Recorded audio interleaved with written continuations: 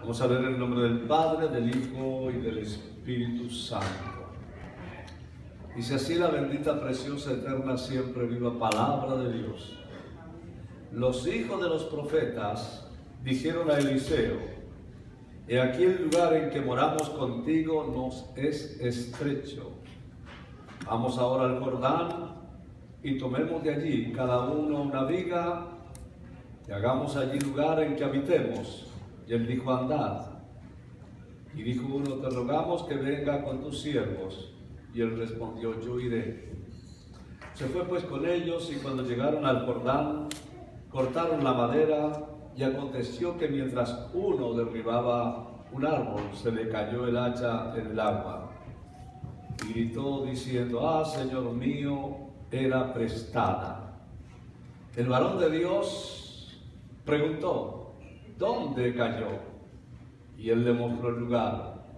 Entonces cortó él un palo y lo echó, e hizo flotar el hierro. Y dijo: tómalo. Y él extendió la mano y lo tomó. Hasta ahí lo que dice la palabra de Dios.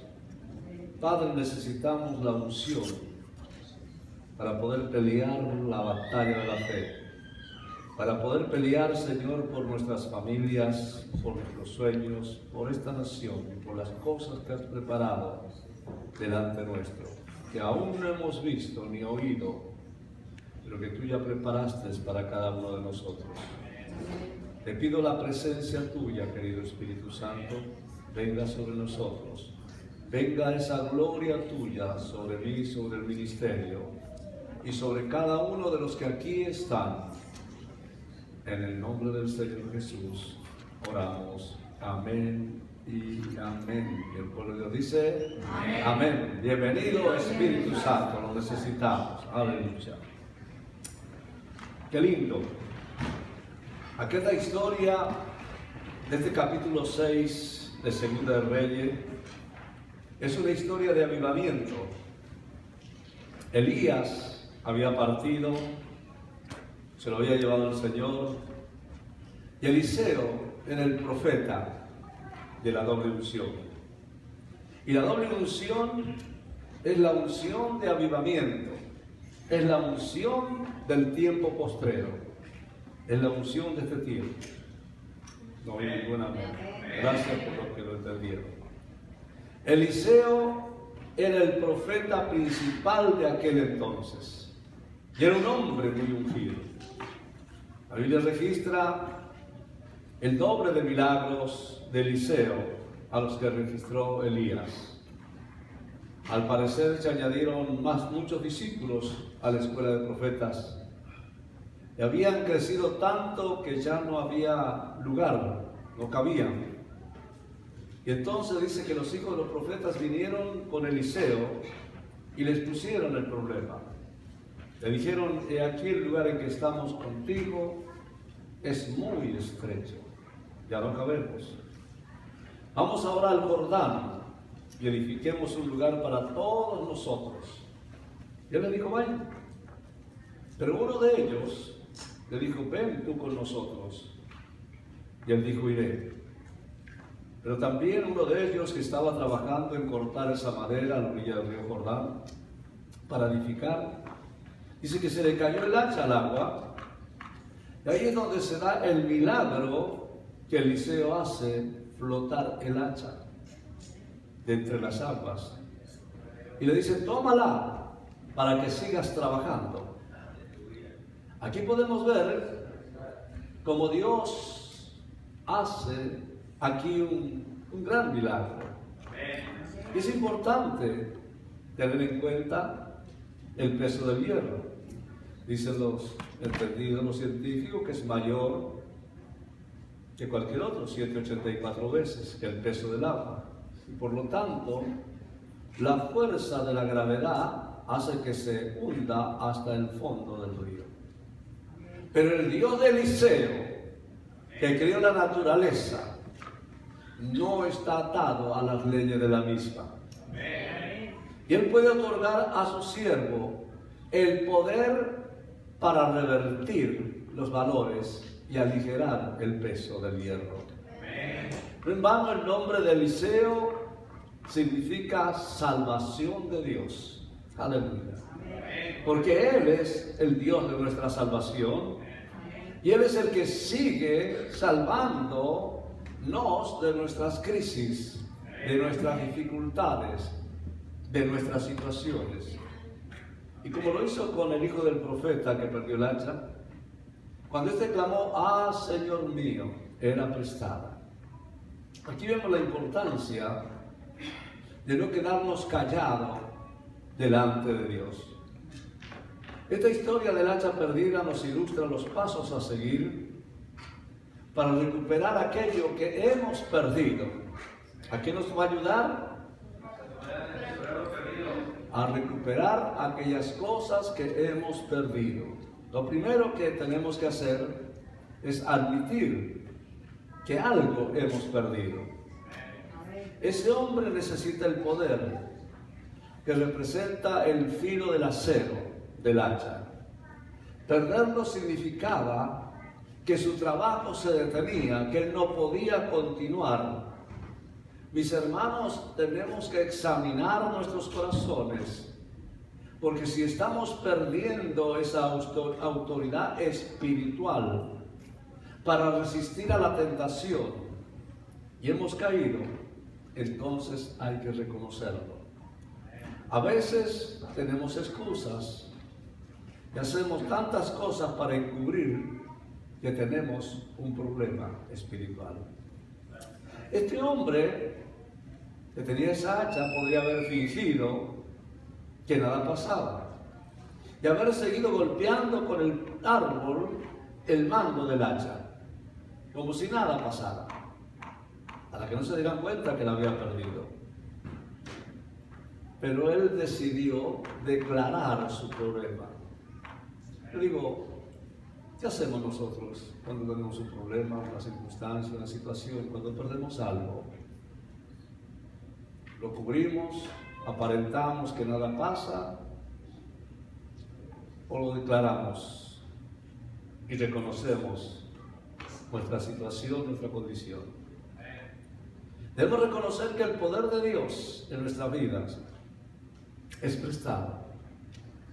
Este hombre dijo, el hacha es prestada. ¿Qué quiere decir? Que usted y yo podemos producir poder. Dios es quien nos llena de su poder. Nosotros tenemos el mango del hacha, pero Dios tiene el metal que corta, el poder de su Santo Espíritu, aleluya, su palabra. Pero muchos andamos con el mango del hacha sin el poder del acero. Por eso es que debemos estar dispuestos a regresar donde lo perdimos. Y el mejor lugar es buscar lo que perdemos, es donde lo perdimos. A veces admitimos que fallamos, pero no somos muy específicos. Todos, sin lugar a duda, sabemos el lugar, el tiempo, donde se nos cayó el hacha. Y tratamos de continuar hacia adelante golpeando con el mango del hacha. Todos sabemos el lugar donde caímos. Y es allí donde Dios dice, tienes que regresar para que yo te pueda restaurar lo perdido. Si el siervo no hubiera reconocido su pérdida, el hacha se hubiera perdido. Pero Eliseo era un profeta ungido. Y no es suficiente, mis hermanos, saber hacer las cosas. La unción del Espíritu Santo nos es dada para lograr aquello que humanamente no se puede hacer. Es decir, lo sobrenatural por el poder de Dios. Dios ha prometido estar con nosotros. La pregunta de Eliseo es, ¿dónde cayó? Y podemos reflexionar hoy, pues el hacha es la figura de lo que Dios nos da para hacer su obra.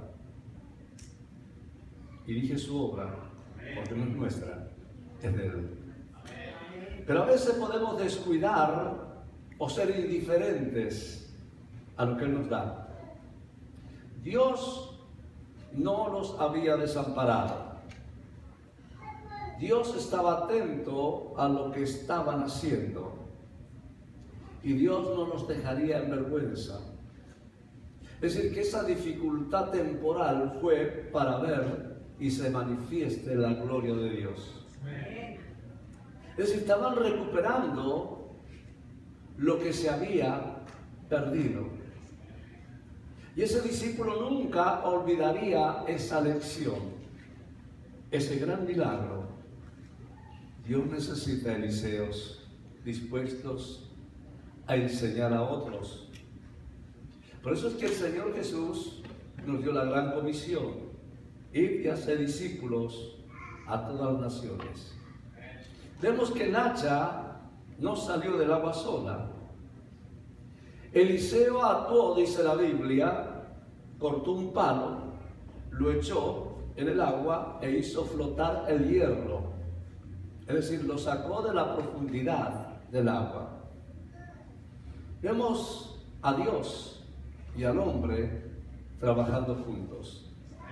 Dios quiere hacer grandes cosas contigo, pero requiere tu disposición, tu diligencia para que suceda. Dios nos quiere hablar a través de este milagro, que quizás fue el milagro más sencillo de Eliseo, quien era un siervo ungido de Dios, que hacía milagros de parte de Dios. Él, cuando anduvo aquí en la tierra, él fue un fiel seguidor de Elías. Y cuando Elías ya estaba por partir, él le pidió a Elías que le diera la unción. Y el siervo de Dios le dio una doble unción de parte de Dios. Y vemos que por haber sido fiel y seguir a otro siervo, habían otros que lo estaban siguiendo a él. Por eso es que allí había una escuela de profetas. Ahí estaban los hijos de los profetas siguiéndole, porque querían aprender de Eliseo. Ellos eran buenos discípulos, querían aprender de su maestro. Ellos veían los milagros que Dios había hecho por medio de Eliseo. Ellos querían aprender y experimentar y vivir lo mismo que Eliseo vivía. Y ese interés por él, por ver las cosas que Eliseo hacía y enseñaba, hizo que creciese el interés. Y fueron tantos los discípulos que esa casa de profetas comenzó a resultar pequeña. No cabían, crecieron. Mis hermanos, es que cuando hay interés, cuando hay fidelidad, diga conmigo, hay crecimiento. Y ante el crecimiento del espacio que ocupaban, les comenzó a ser insuficiente. Por lo cual ellos fueron con el profeta y le dijeron: vamos al Jordán. Allí en el Jordán habían árboles a la orilla. Y aunque eran hijos de los profetas, no tenían dinero. Pero eso no les iba a impedir hacer un lugar más grande para que entren todos. Y ellos dijeron: tomemos cada uno una viga. Quizás eran pobres económicamente, pero las faltas materiales no eran un límite para hacer la obra de Dios. Porque cada uno tomó su viga. Todos hicieron su parte.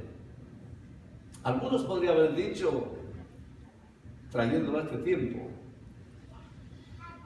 bueno, que el nuevo se busque su silla, que ellos pongan su parte, porque yo doy suficiente diezmo.